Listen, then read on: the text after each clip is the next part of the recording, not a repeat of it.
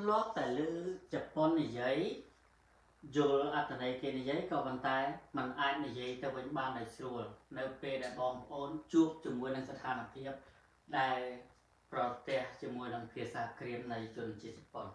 អូខេតើថ្ងៃនេះខ្ញុំនឹងប្រាប់ពីកលិះងាយៗសម្រាប់ឲ្យបងប្អូនងាយក្នុងការនិយាយជាមួយនឹងជនជាតិជប៉ុនដែលចូលចិត្តប្រើភាសាក្រៀមបើនិយាយទៅមិនមែនថាគេចូលចិត្តប្រើភាសាក្រៀមវាជាភាសាក្រៀមរបស់ជនជាតិជប៉ុន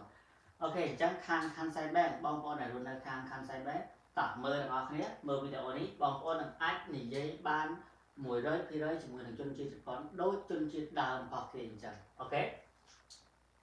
វីដេអូមុនខ្ញុំបានបង្រៀនឲ្យពីទម្រង់ការបំបែកនៃក្រុមទី1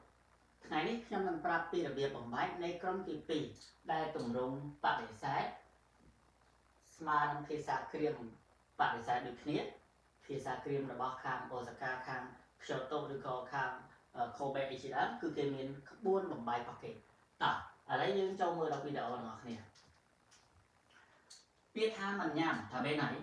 មិនញ៉ាំថាបែណៃណាភាសាក្រៀមគឺគេបំបែកដោយងាយៗគ្រាន់តែណៃទៅជាហែនអូខេណៃទៅជាហែនអញ្ចឹងថាបែណៃថាបែហែនមួយទៀតគេអាចប្រើមួយពាក្យទៀតអត្ថន័យដូចគ្នាគ្រាន់តែរបៀបនិយាយលឿនជាងតាបែមិនញ៉ាំ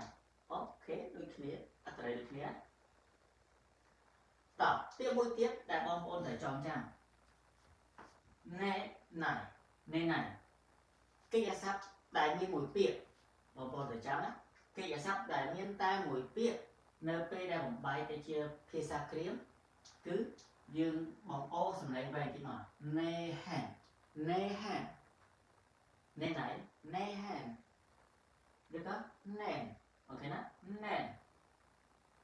នេះគឺរបៀបងាយៗអូខេអញ្ចឹងបងប្អូនត្រូវចងចាំខ្ញុំដាក់កាយឲ្យណាអូខេណាតោះមួយទៀតកិច្ចសព្ទដែលបញ្ចប់ដោយសំឡេងអ៊ីនៅជាប់ណៃអញ្ចឹងមី